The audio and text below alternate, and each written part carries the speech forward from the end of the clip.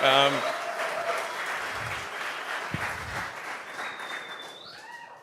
well, I feel welcome.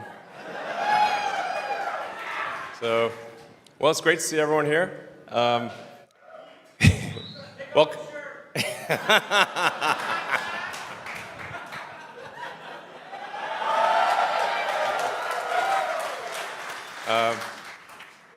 So, yeah, welcome to Giga Texas.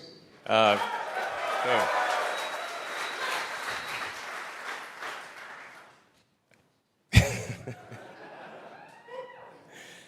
All right, so let's see. I'll go over, kind of recount the year. It's been an amazing year. The Tesla team has done amazing work.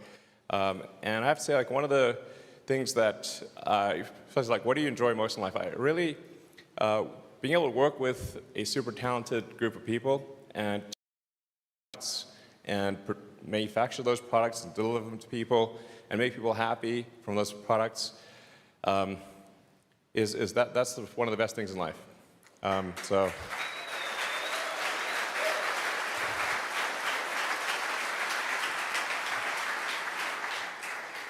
So yeah, I'd just like to say what an honor it is to work with such a talented team at Tesla, and that's the reason we've been able to do all these things.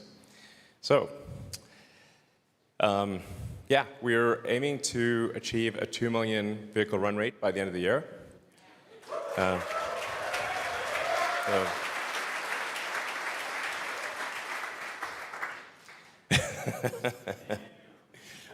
This is the best crowd. I mean,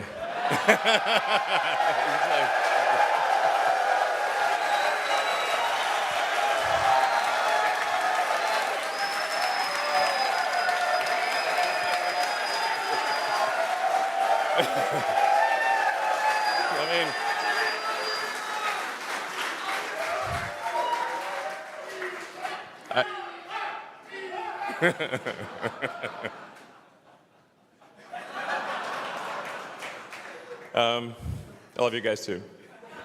So, anyway, thanks to the hard work of the Tesla team, we've already been able to achieve a 1.5 million unit annualized run rate. And depending on how the rest of this year goes, I think we might get close to, or we'll get approximately at the 1.5 million mark, and be exiting the year at a 2 million unit run rate. And then also worth noting, just recently, in the last a few weeks, we made our 3 millionth car.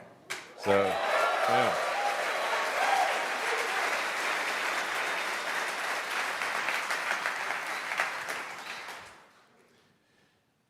You know,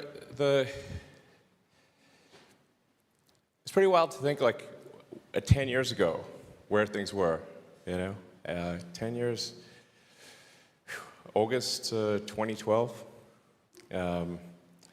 we'd made 2,500 Roadsters, and I think maybe a couple of hundred Model S's-ish, but less than 3,000 cars. So 10 years ago, we'd made less than 3,000 cars. And here we stand 10 years later, having made over 3 million.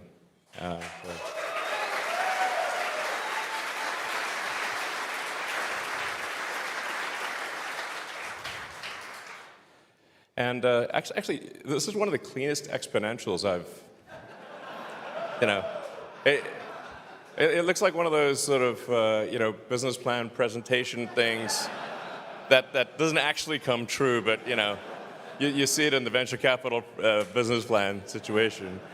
But it's actually true. That's the amazing part. Yeah.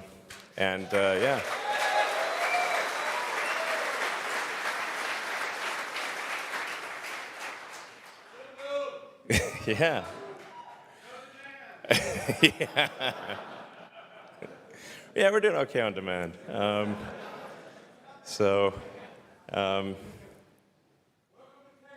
Thank you. Yeah, it's great here. I love California too, to be frank. I'm going to be clear. You know. Oh, come on. We got great teams in California, and we got a great team in China and Shanghai, and a great team in Berlin and Germany and Europe. It's so. Yeah. And I thought it's interesting to look at the cumulative profitability since inception. And this approximately tracks to sort of mental pain, actually. This psychic damage. That green curve is approximately correct. But I'm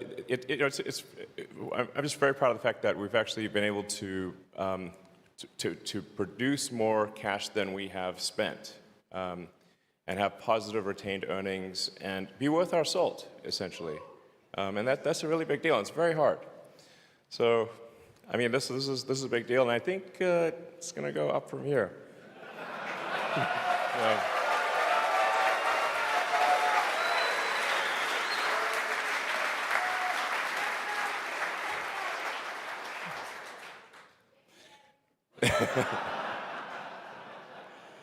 So you can see we obviously had some challenges there in 2017, and then but since then our free cash flow generation has been very good and trending upwards, and this is really before autonomy really kicks in. We have autonomy to some degree, but solving autonomy is will really be an amplification of free cash flow to a degree that is, you run the numbers and it's like, wow, can it really be that crazy? But it could be that crazy. This year, I swear.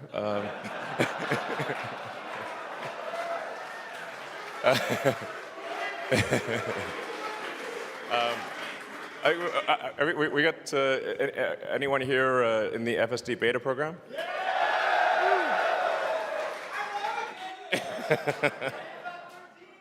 Sweet. Yeah, no, totally. Okay, well, I thought. All right. I thought you might ask that. So, because it's 10.13, we've been working on for a while, and actually, what's sort of happened is we've made some pretty significant architectural improvements. So it's really going to be more than a 10.12 to 10.13 release. It might, I don't want to speak too soon, it might qualify for 10.69. So it's got to earn that, obviously. Can't just throw that out, But there's a lot of improvements, and especially in complex left turns. And yeah, we're going to solve Chuck's turn. Yes, 100%.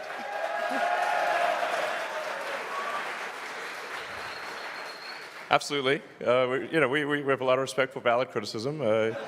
So I think we're at roughly 90% success rate with your turn. So yeah, we're almost at 100. So it's looking good, and yeah. So I'm hopeful. It might be next week. So yeah, 2 weeks. So, yeah. It's working well for me. Yeah. So anyway, teams like working literally 7 days a week and making major improvements, and it's really interesting because we're effectively solving an important aspect of artificial intelligence, real-world AI for self-driving, which, when you think about it, kind of is what's needed to solve self-driving. Because how is the road system designed? It's designed for a biological neural net and eyes. And so naturally, the thing that would therefore work, the silicon analog, is cameras and silicon neural nets. And so sort of by accident, we're actually solving an important, I think, very useful element of artificial intelligence. And I definitely want people out there, talented people who are working on AI to consider working at Tesla, because I think we're solving just a very important part of AI, and one that can ultimately save millions of lives and prevent tens of millions of serious injuries by driving just an order of magnitude safer than people. And there used to be a time back in the day where we'd have, this is super important. So.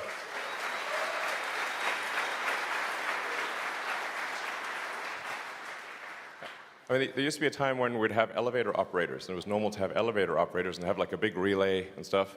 But every now and again you make a mistake and shear somebody in half. So I'd be like, oh, okay. Then we went to automated elevators, and you press a button and you go to your floor and it just works. And that's kind of how it's going to be in the future with cars.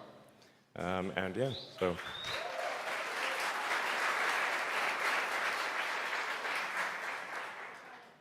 And then we'll have lots of interesting things to say on AI Day at the end of next month. So I'll leave that to next month, yeah. So, when we started out here, obviously we were told electric cars were impossible, and even if you could make an electric car with a couple hundred miles range, then nobody would buy it anyway, because people just love gasoline cars. So, when we started out, it was dumb to start a car company, and then dumb squared to do an electric car company. And we were told, you're never going to make money, et cetera. And we didn't for a while, but now we have the highest operating margin in the whole industry. So.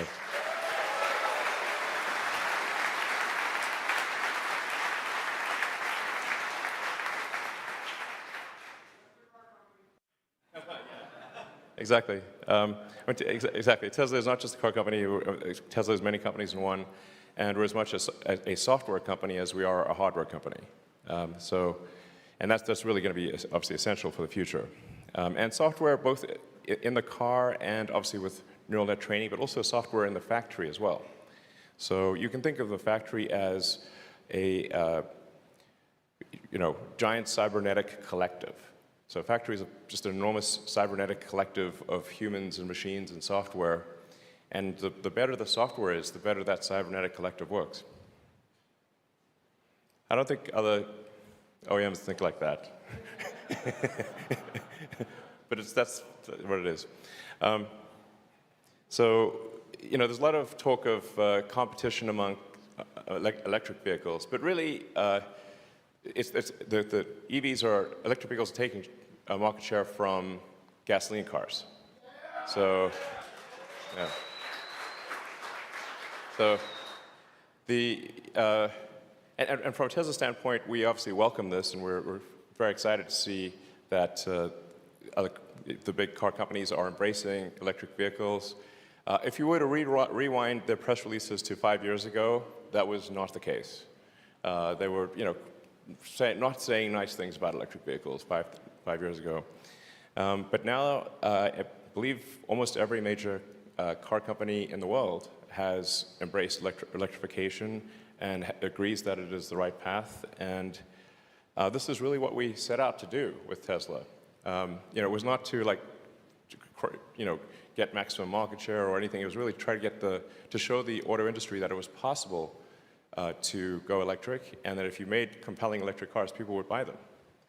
And that's what's happened, and I think that's really profound. So, yeah.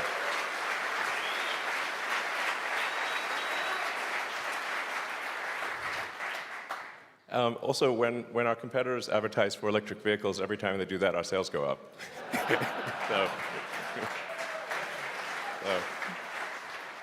It's pretty funny. Yeah.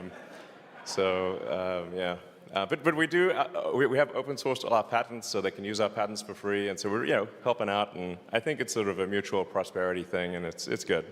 So. Yeah, so Model Y.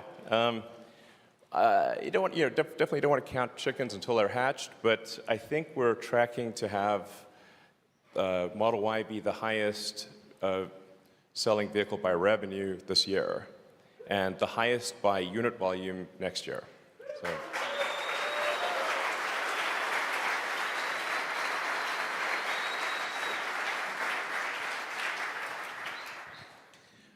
Still a lot of work to do.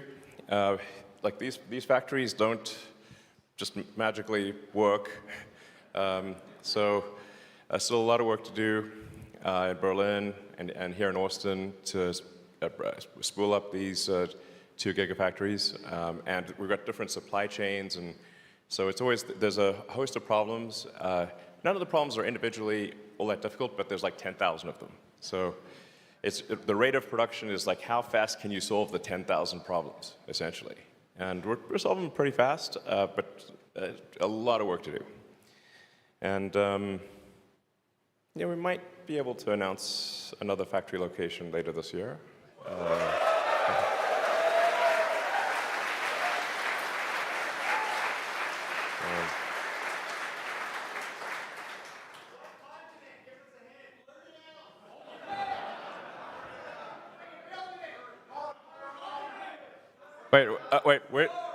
Where should we? Okay, where should we build it?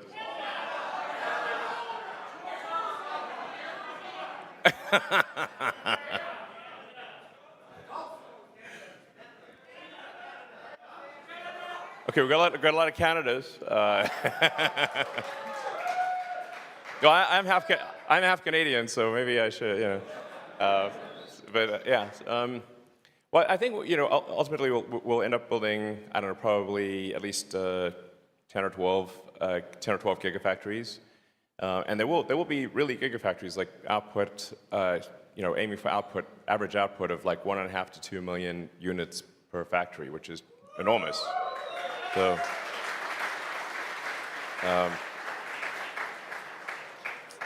And our Fremont factory in California is already the highest output factory in North America. So.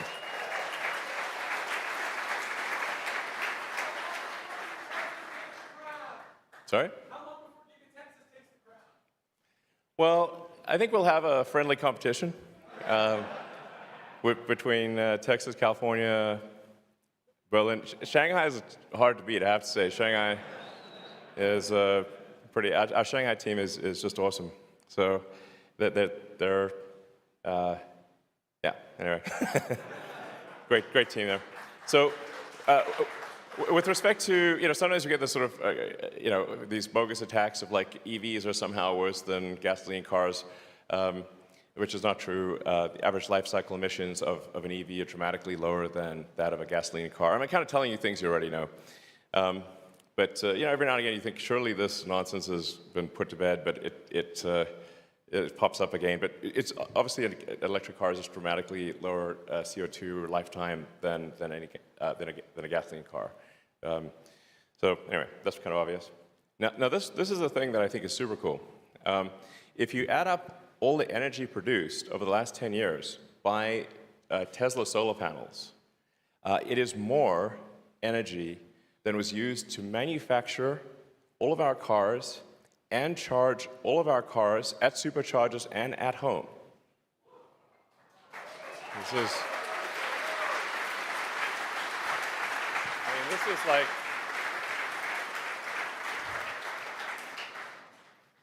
and I mean, the mission of Tesla is to accelerate sustainability, and I think this is really amazing, you know. More energy produced than